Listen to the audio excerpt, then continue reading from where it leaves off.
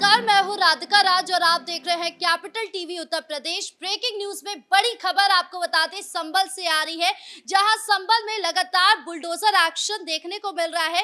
कल भी bulldozer action देखने को मिला और आज भी बुलडोजर एक्शन जारी है, जिसको लेकर विरोध भी चल रहा है। तो क्या कुछ चल रहा है, क्या है पूरा मामला, बताएंगे आपको। मेरे साथ मौजूद है मेरे सहयोगी नवेंदु सर। सर, सबसे पहले बात करें, बुलडोजर एक्शन चल रहा है, इसको लेकर विरोध क्यों है? देखिए, ये जो बुलडोजर एक्शन चल रहा है ये संभल के बहजोई मंडी में चल रहा है। कल से ही शुरू हुआ है और लगातार चलते जा रहा है।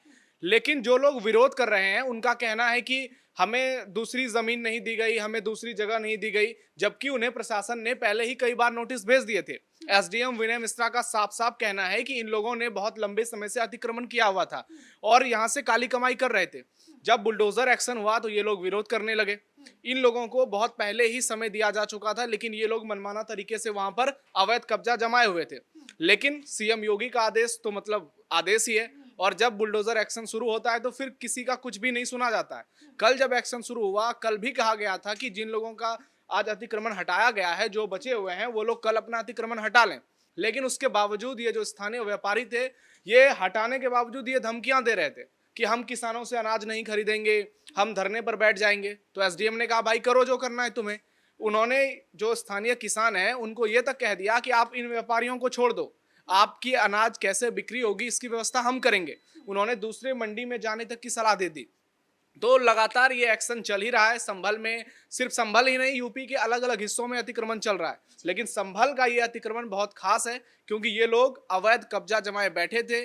सालों से यहाँ इनकी पीढ़ियां दर पीढ़ियां कमाई कर रही थी, ना ये टैक्स देते थे, ना इनकी विकास में, प्रदेश की विकास में कोई भूमिका होती थी। कुल मिलाकर इनका सिर्फ यही मानना था कि जैसे अखिलेश यादव के समय से ही चलता आ रहा था वैसे ही चलता जाए।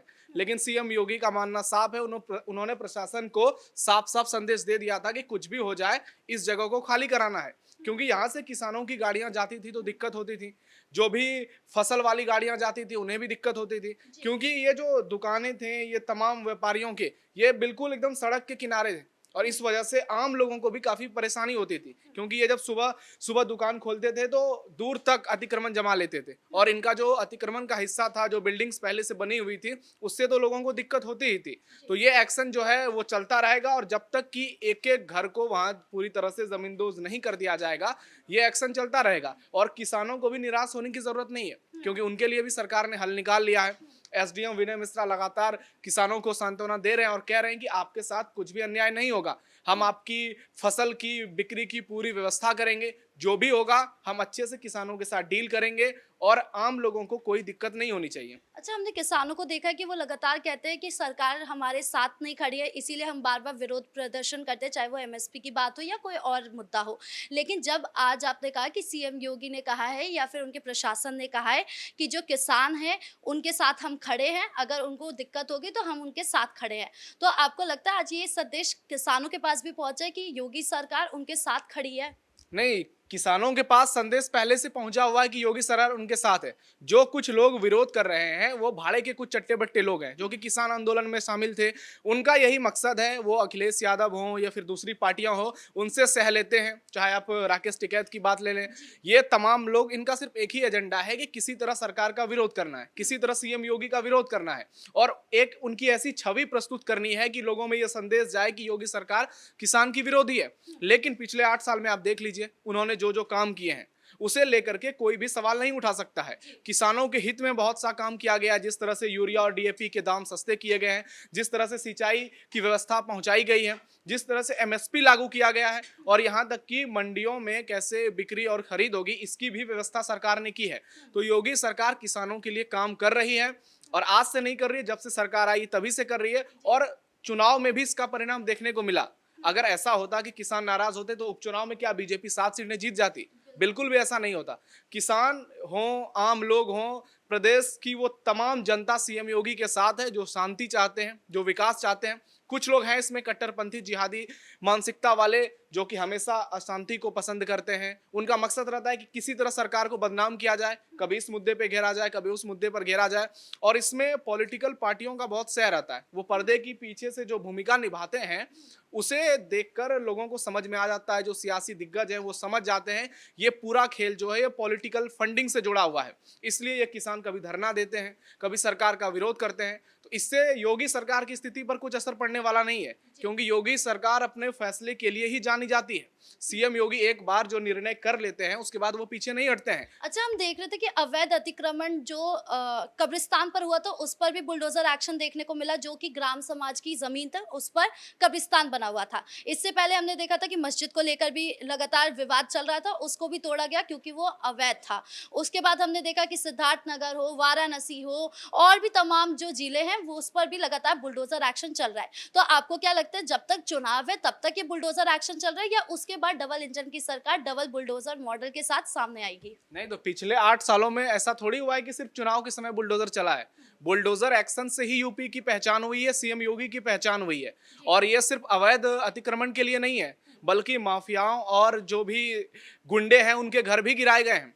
आपने जिक्र किया कि कई सारे मस्जिद गिराए गए, संभल की ही घटना है। मौलवियों ने खड़े होकर वहां पर अवैध अतिक्रमण हटवाया, क्योंकि सिर्फ मस्जिद की ही बात नहीं है। हिंदू समाज के लोग जब वहां से मंदिर हटाया जा रहा था तो किसी ने भी कोई विरोध नहीं किया, क्योंकि हिंदू समाज को पता है कि ये जो जगह है वो सरकारी जगह है। अभी तक यहाँ पर मंदिर था, पूजा अर्चना होती थी, ठीक है, लेकिन विकास कार्य में ये बाधा नहीं होनी चाहिए। और इसीलिए हिंदुओं ने वहां एक साथ खड़े होकर खुद ही उस मंदिर को हटवाया, जिसका असर ये हुआ कि जो मुस्लिम इलाके में कुछ मस्जिद थे, मौलाना और मौलवी भी आए और उन्होंने कहा भाई इसे भी शांति से हटा लीजिए, कोई दिक्कत नहीं है। और सब कुछ शांति से हुआ। फिर सिद्धार्थनगर की बात करें, बहराइच की बात करें, नेपाल बॉर्डर पर तो जब से ऑपरेशन सिंदूर हुआ है तब से धड़ाधड़ बुलडोजर एक्शन चल रहा है। बहुत इसमें कई जिले हैं, महाराजगंज है, बहराइच है, लखीमपुर खीरी है। तो यहाँ तो अवैध अतिक्रमण का भंडार लगा हुआ है।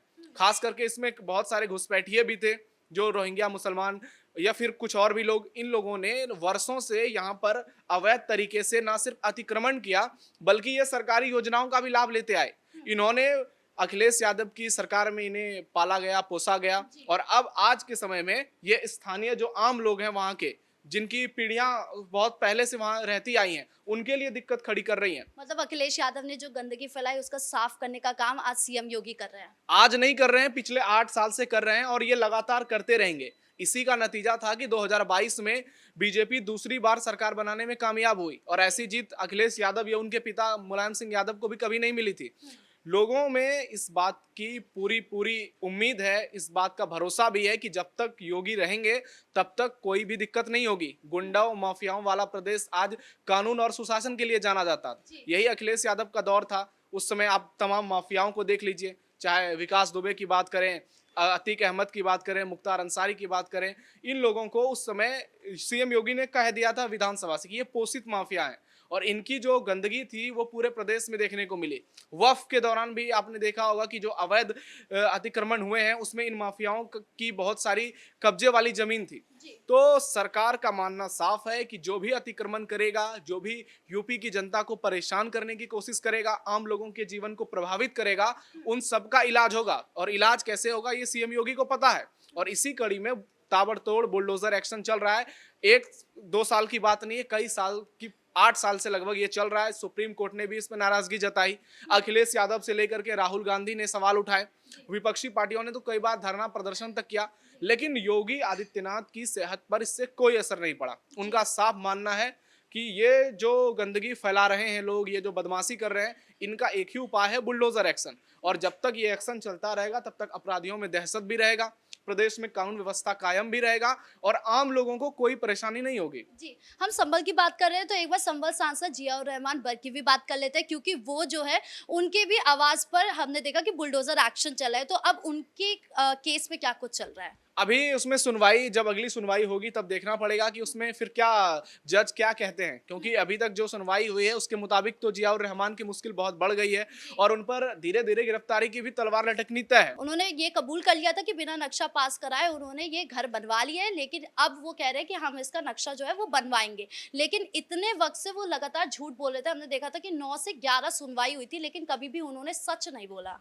तो उनकी तो पुरानी आदत है झूठ बोलने की, और वो जिस पार्टी से आते हैं उस पार्टी की ही आदत है झूठ बोलने की। और सिर्फ इसी मामले में वो नहीं फंसे हैं, दंगे मामले में भी वो जी। मुख्य आरोपी चार्जशीट में बनाए गए हैं। तो उनकी मुश्किलें धीरे धीरे बढ़ती जाएंगी और बिजली के मामले में भी। बिल्कुल बिजली चोरी की बात हो, अवैध अतिक्रमण की बात हो, या फिर नवंबर में जो दंगे हुए थे संभल में, तमाम चीजों में सांसद जियाउर रहमान बर्क का नाम है।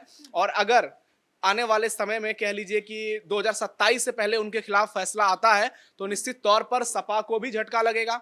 अखिलेश यादव की भी हालत खराब होगी, क्योंकि वो जहां भी जाते हैं उनके साथ वो नजर आते हैं, बहुत बड़ा नेता बताते हैं खुद को। तो ऐसे में सपा के लिए तो मुश्किल खड़ी होने ही वाली है। अखिलेश यादव के लिए बहुत ज्यादा दिक्कत होने वाली है, क्योंकि उससे पहले अभी उपचुनाव भी होने हैं मऊ में एक सीट पर। तो नैरेटिव जो है वो पूरी तरह से सपा के विरोध जा रहा है। वो लगातार बुलडोजर का विरोध कर रहे हैं। अखिलेश यादव लगातार ट्वीट करते हैं, कह रहे हैं कि योगी सरकार में कुछ काम वाम नहीं हुआ, जबकि लोग इस बात पर मुहर लगा रहे हैं। और उपचुनाव का परिणाम जो है इसका उदाहरण है।